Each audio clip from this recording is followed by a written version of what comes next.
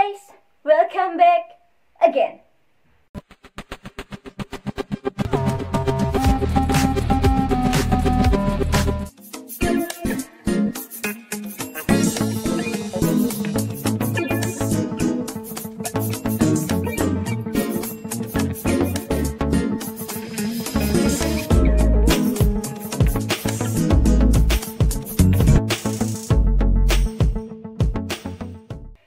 Sesuai tema hari ini, aku akan membahas tentang hubungan kedewasaan yang dimana mungkin ini seringkali dianggap tabu oleh masyarakat di sekitar kita ataupun oleh orang tua untuk mengajarkan kepada anaknya.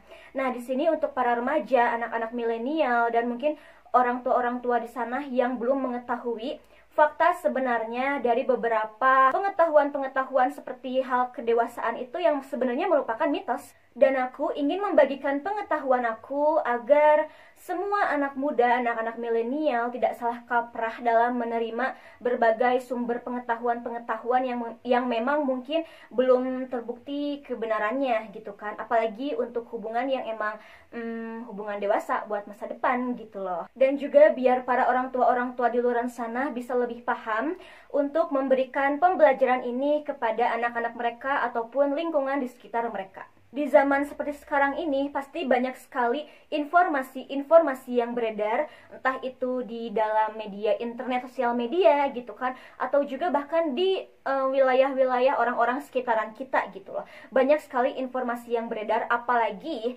yang beredarnya tuh ke kalangan remaja-remaja, gadis-gadis, anak milenial sekarang gitu kan, tanpa mereka mengolah dulu, menyaring dulu semua informasi yang masuk itu, entah itu benar ataupun tidaknya.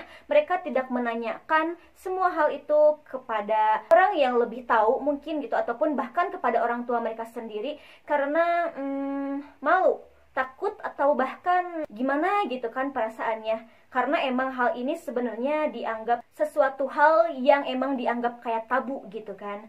Ya, jarang sekali banyak orang tua yang memberikan pendidikan tentang hubungan dewasa itu sejak dini gitu. Tapi kita juga sebagai orang tua harus menyesuaikan memberikan pembelajaran itu kepada anak yang memang sudah berusia ya cukup gitu untuk mengetahui sebuah informasi tersebut. Jangan sampai anak yang belum cukup umur malah kita kasih tahu gini, ntar malah ribet lagi ya. So, kali ini aku akan memberikan pembelajaran bagi kalian para anak milenial ataupun orang tua yang ingin menambah wawasan, yaitu tentang mitos hubungan dewasa yang sering dipercaya oleh banyak orang, termasuk oleh para remaja. Mitos yang pertama, berhubungan intim satu kali ataupun untuk pertama kalinya tidak akan menyebabkan kehamilan. Namun faktanya, kehamilan itu tidaklah dipengaruhi oleh seberapa sering kalian melakukan hubungan intim. Entah itu baru pertama kalinya, atau bahkan cuma satu kali, atau bahkan juga sering. Tetap saja ya, resiko untuk terjadinya kehamilan itu ada dan juga nyata. Karena kehamilan bukan dipengaruhi dari seberapa sering kalian melakukan hubungan intim, tapi terjadinya kehamilan itu dikarenakan adanya pertemuan dari sel sperma dengan sel telur yang bertemu sehingga menghasilkanlah pembuahan. Yang kedua, melompat-lompat setelah berhubungan intim dapat mencegah kehamilan. Pernyataan ini tuh lebih sering terikat atau bahkan lebih sering dipercaya oleh para remaja sekarang dan juga bahkan oleh kalangan ibu-ibu gitu kan. Tapi faktanya alias sebenarnya ini tuh sama sekali tidak berpengaruh apa-apa. Karena kehamilan dapat saja terjadi jika seseorang sudah melakukan hubungan intim walaupun dia sudah melompat-lompat setelah melakukannya. Sebenarnya sel sperma itu sendiri tidaklah mudah untuk dikeluarkan jika sudah berada di dalam.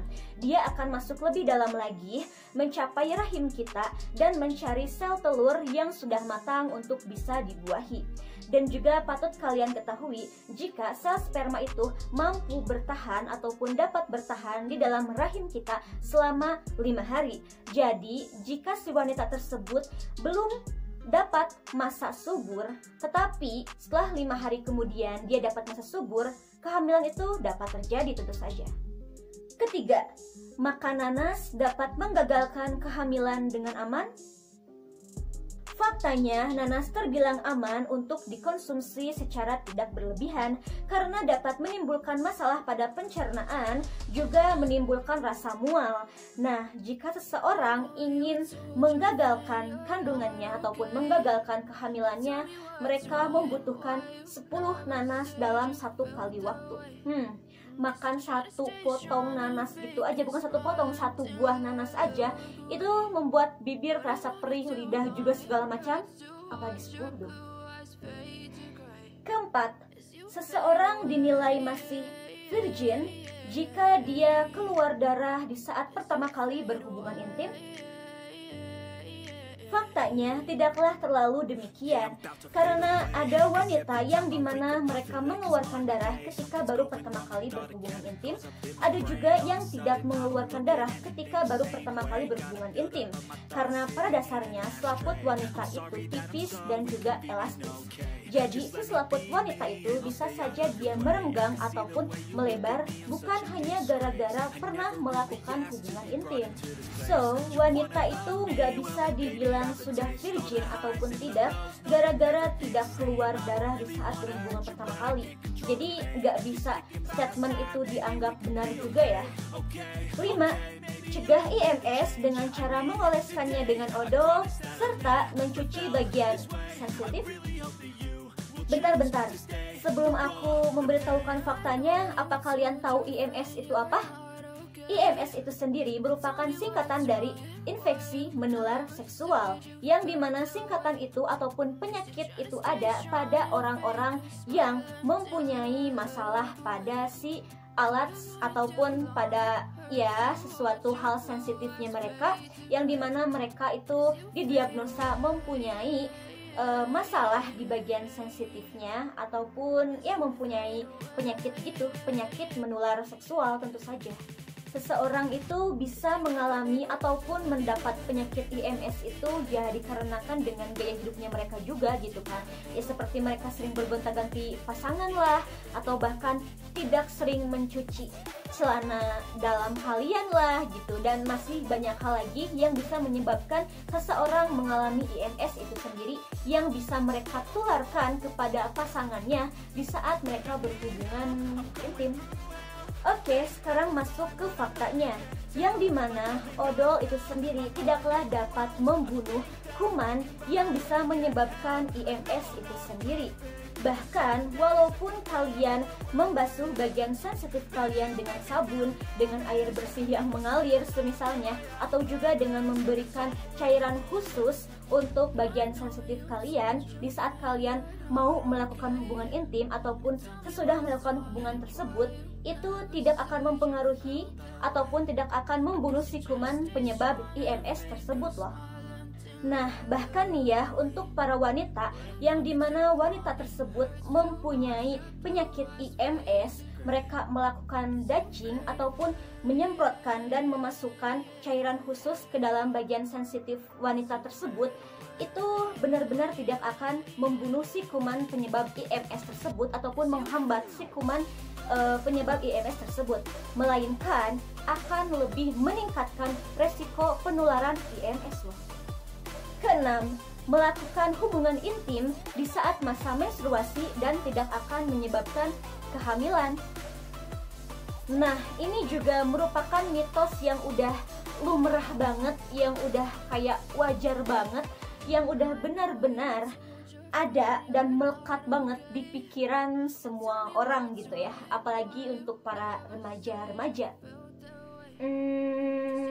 Sebenarnya mitos ini berbahaya juga ya. Jadi jangan sampai kalian coba-coba untuk membuktikannya.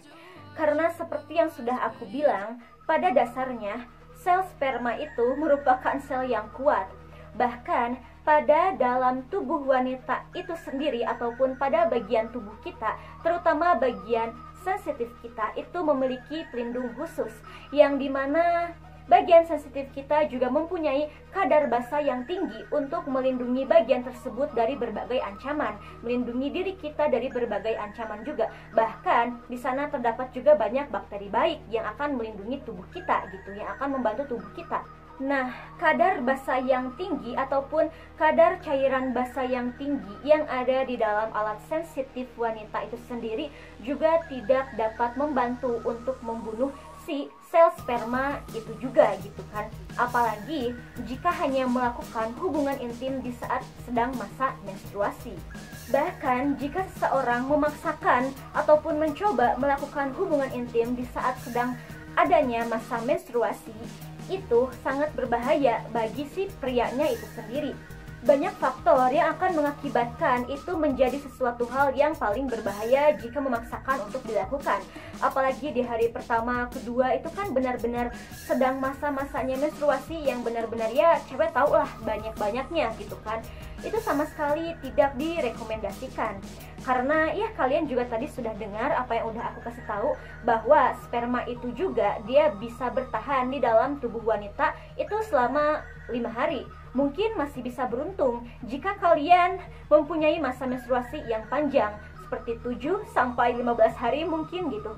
Jadi, melakukan ataupun menjalani hubungan intim di saat masa menstruasi itu tidak hanya tidak dapat mencegah kehamilan ataupun tidak mengakibatkan kehamilan, tetapi juga akan dapat meningkatkan resiko tertularnya IMS yang sudah tadi aku jelaskan, dan akan mengakibatkan beberapa faktor penyakit untuk si pria itu sendiri.